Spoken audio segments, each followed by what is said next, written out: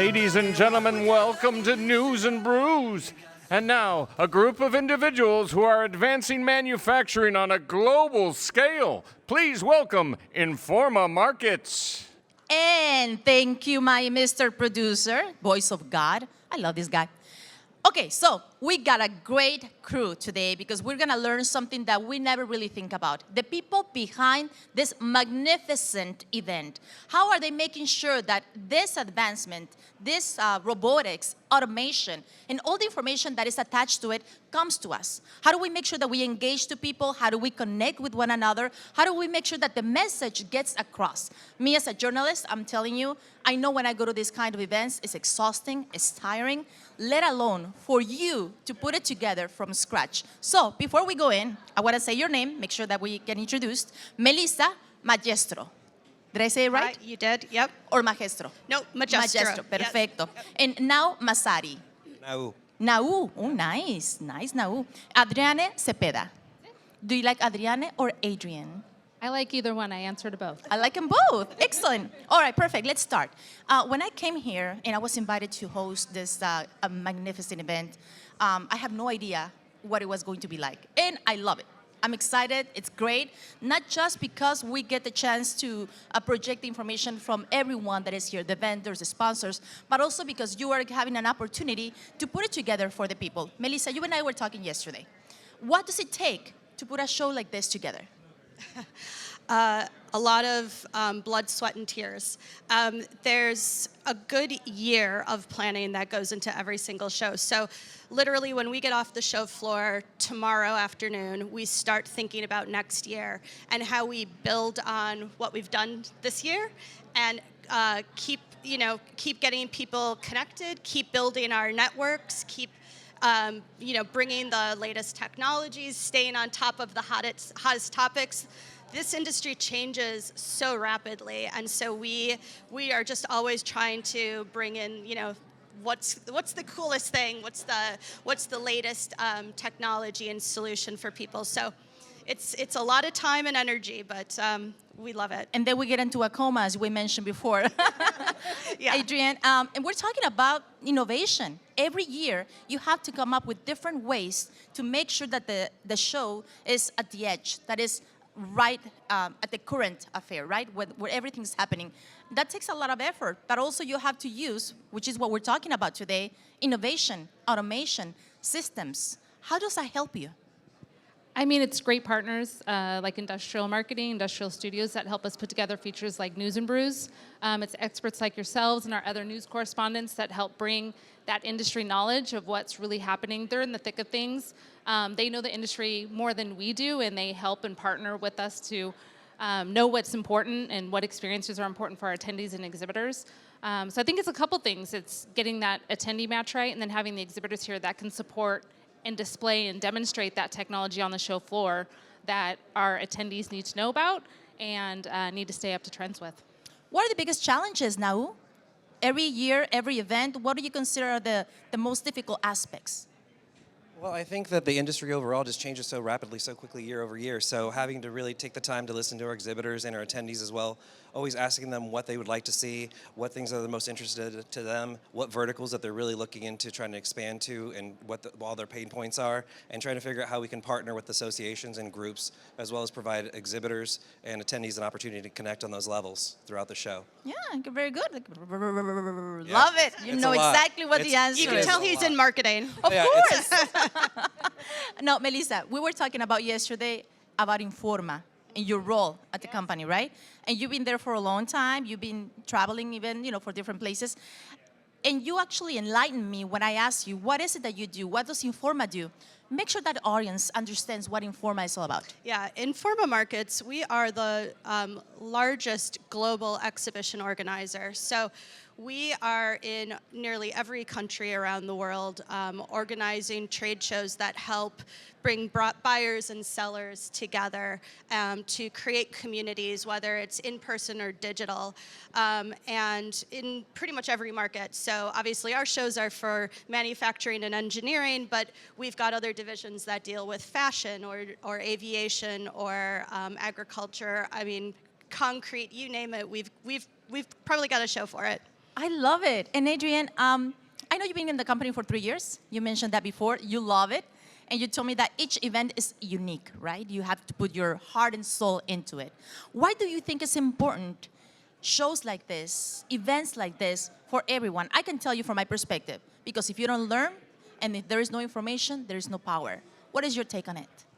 I think, a lot of the times people think, oh, you have the internet, oh, you can go online, you can find a lot of those things, but you can't get that connection. You can't get that aha moment where that light bulb goes off because you're having that conversation with somebody and you just connect and that moment happens and you take something away that can't be duplicated online or can't be found in a search through an internet browser.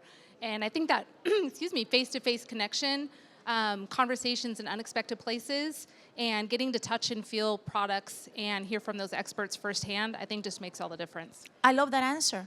I love that answer. And you nailed it because younger people like Nau, how old are you now? You're very, very young. No, I'm actually 37, so not. Oh, well, you were so young. Young-ish, light. What I mean by that is that the newer generations, they go to the internet, they're fast, they get it, and they find it, right? For older generations, and I could include myself because I grew up with museums. I grew up with the typewriters, and I grew up with things that were not necessarily on the internet.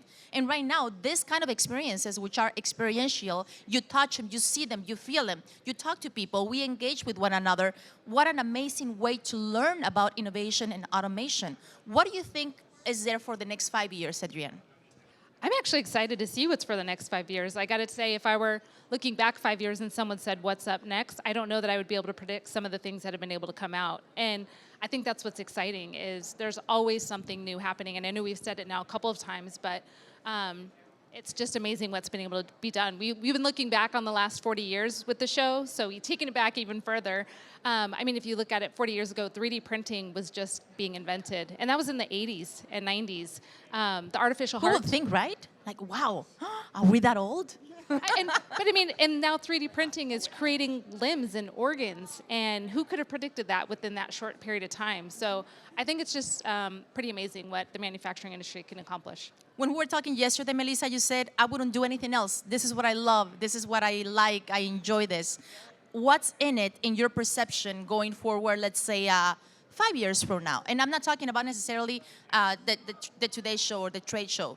For Informa, for instance, what are the main things that Informa will be facing in order to be able to bring this kind of events to the mortal people like that?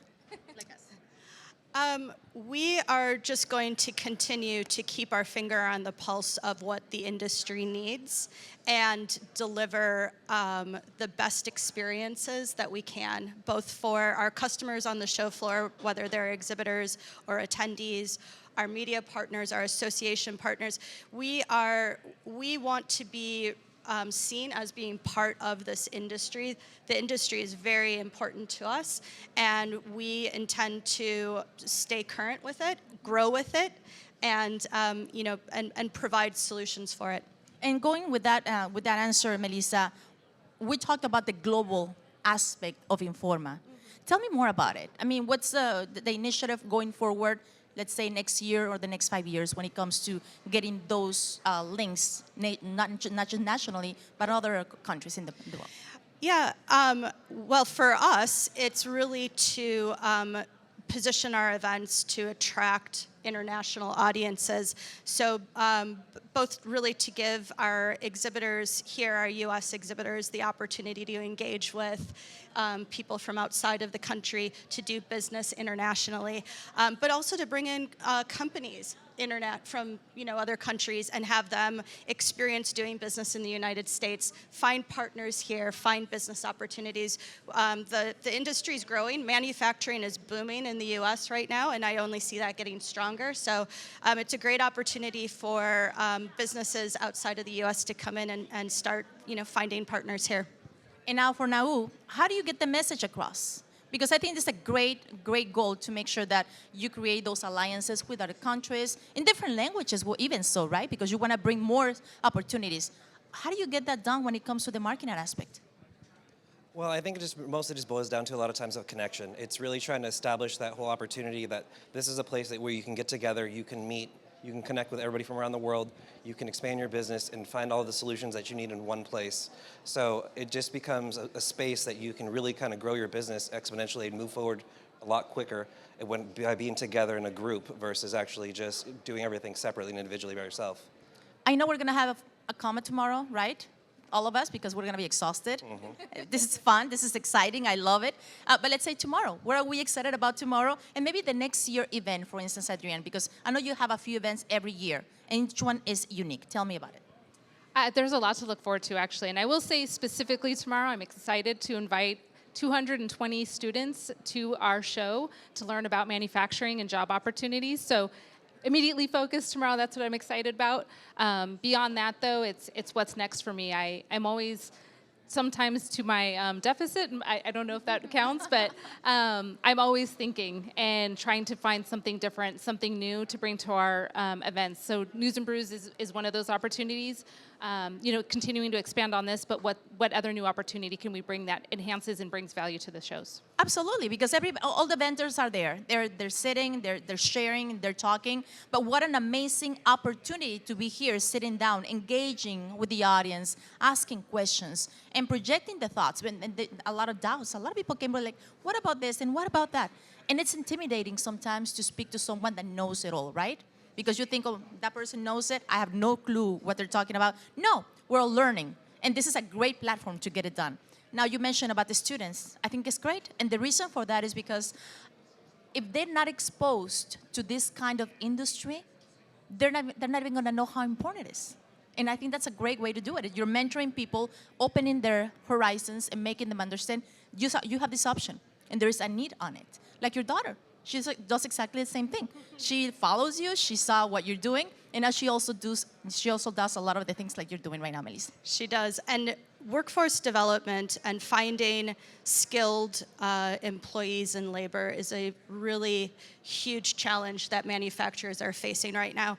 So as I mentioned, as the industry is growing and booming, there's new jobs coming into place, and skilled jobs. They're looking for people who understand what AI is, how to program a wearable device, what cybersecurity is.